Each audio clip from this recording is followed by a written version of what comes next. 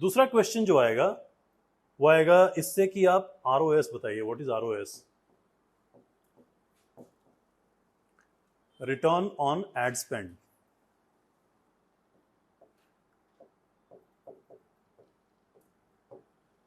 देखिए कई बार क्या होता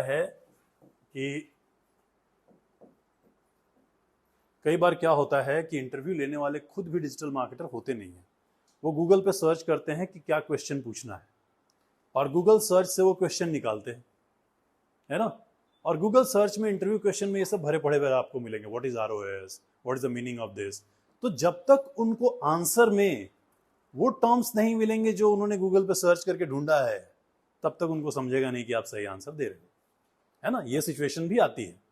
सो बड़ा इंपॉर्टेंट है कि आपकी अंडरस्टैंडिंग भी सही हो और आप सामने वाले को समझा भी सको कि ये होता क्या है, क्योंकि कई बार हमारे आंसर्स मैच नहीं करेंगे गूगल के आंसर से। वो डेफिनेशन रट्टा थोड़ी मारना है, रट्टा मार के तो चलेगा ही नहीं। सो ROS है क्या? देखिए बहुत सिंपल है। अगर मैंने 1,00,000 रुपए का एड चलाया है,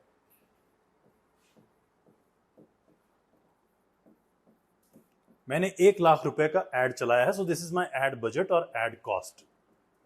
इतने का मैंने एड चलाया, ओके। और मैं एड चला रहा हूं, क्रिकेट बैट बेच रहा हूं, और वो जो क्रिकेट बैट है, एक बैट की प्राइस 2,000 रुपए है, 2,000 रुपए का बैट है। मैंने कैंपेन चलाया 1,00,000 का, और मेरे कैंपेन से ये जो क्रिकेट बैट है मैंने 80 बैट बेच दिए, 80 सेल हो गया, 80 मेरा सेल हुआ। तो इस सेल से रेवेन्यू कितना आया, मतलब मैंने कितने पैसे कमाए टोटल? मैंने कमाए 80 इंटू 2,000, यह है मेरा रेवेन्यू। सो विच इज 1,60,000 रुपए मैंने कमाए, है ना। इतने का सामान सेल हुआ है एड की वजह से। तो मेरा रिटर्न ऑन एड स्पेंड क्या है? Return on ad spend is total revenue जो आपने कमाया है, और इसी को हम लोग कन्वर्जन वैल्यू भी कहते हैं, total conversion value divide by add cost. तो 1,60,000 रुपए कमाए और लगाए थे जेब से 1,00,000, ठीक है।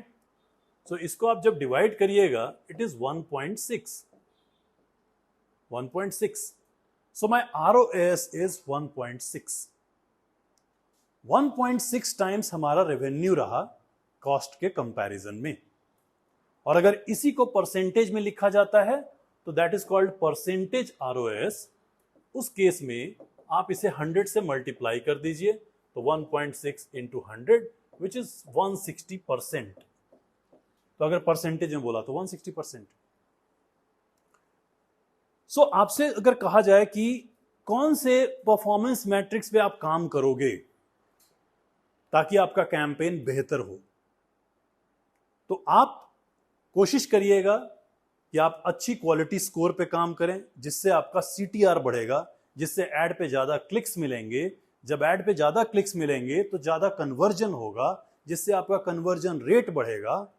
अगर हमारा बेटर कन्वर्जन रेट है तो हमारे नंबर ऑफ कन्वर्जन्स बढ़ेंगे।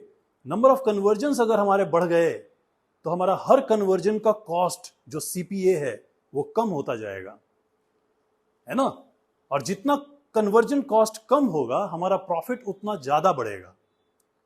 और एंड ऑफ द डे अगर आपने अच्छा कैंपेन चलाया, you will have better ROS, because what ever amount you spend उससे आप बढ़िया कमा रहे हैं। तो अगर राम और श्याम दोनों ऐड चला रहे हों, दोनों अगर ऐड चला रहे हैं और मान लीजिए राम को बेटर CTR मिल रहा है, उसका CPA कम है, ठीक है, उसका कन्वर्जन रेट हाई है। कन्वर्जन रेट क्या होना चाहिए? हाई होना चाहिए, राइट। उसका ROS हाई है, of course Ram is running a good campaign. तो एड तो दोनों भी चला रहे हैं, मगर Ram is running a good campaign because he has worked on these things. तो जो परफॉर्मेंस मार्केटर्स होते हैं वो इन्हीं केपीआईज के ऊपर काम करते हैं। तो क्या आप बिना डिजिटल मार्केटर हुए परफॉर्मेंस मार्केटर बन सकते हैं? नहीं बन सकते, बेसिक तो आना ही चाहिए। Then you start working on these parameters. Okay, so अगर इंटरव्यू क्वेश्चन आता है आरओएस क्या है, तो ये हमारा उतना टाइम्स एड जितना हमने इन्वेस्ट किया है एड के अंदर, उसके कितना गुना हमारा रेवेन्यू रहा उस कैंपेन से, दैट इज अवर आरओएस। ठीक है, तो अगर मैंने 10 रुपए का एड चलाया है और मैंने एड चला के 12 रुपए कमा लिए हैं, कमा लिए मतलब टोटल रेवेन्यू, तो उस केस में आपका 1.2 है आरओएस, है ना। So you should always keep working on improving your ROS. तो ये जो क्वेश्चंस हैं ये एड्स के, पीपीसी के इंटरव्यू क्वेश्चंस और पीपीसी कैंपेन आपने कितना चलाया है उसमें पूछे जाते हैं।